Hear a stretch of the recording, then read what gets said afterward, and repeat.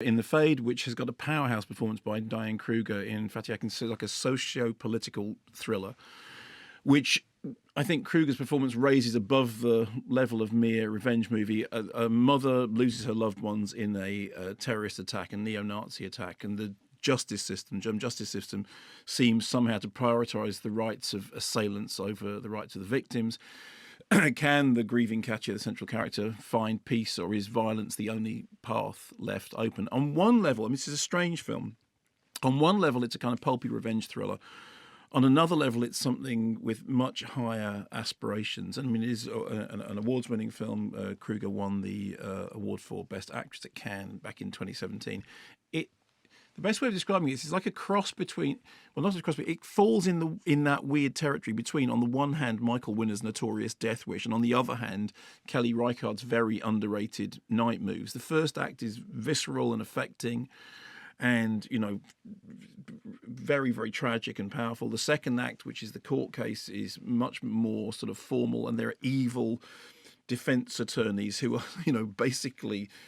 I struggle to remember a more sort of feral portrayal of a defense attorney being a nasty creature who effectively turns victims into criminals. And then the third act is, you know, about justice and the search for justice. But at the heart of it is this brilliant performance by Diane Kruger, who is absolutely traumatizing, and then has to sort of face up to the horrors of the world. And she's an extraordinary screen presence, you know, multilingual, you know, English, French, now with a big, you know, German language lead role into which she absolutely sinks her teeth.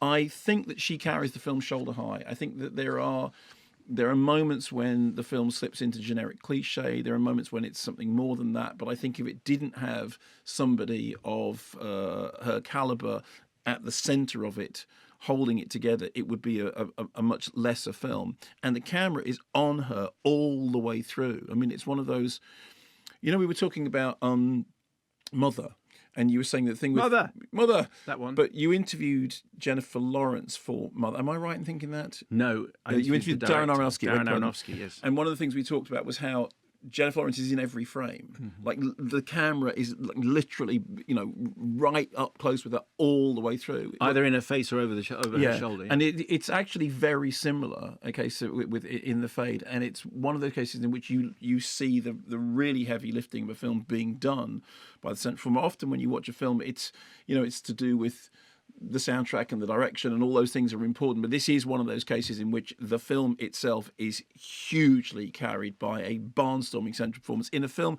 which has some interesting ideas, but is also rather uneven and swerves sort of not quite sure-footedly between being, on the one hand, a film about the way in which victims can be criminalized, and on the other hand, dipping into that whole kind of, you know, revenge movie, B movie, pulpy exploiter, which goes back to, you know, Roger Corman, you know. So it's, the film itself is uncertain. There is nothing uncertain about Diane Kruger's central performance, and that is called In the Fade.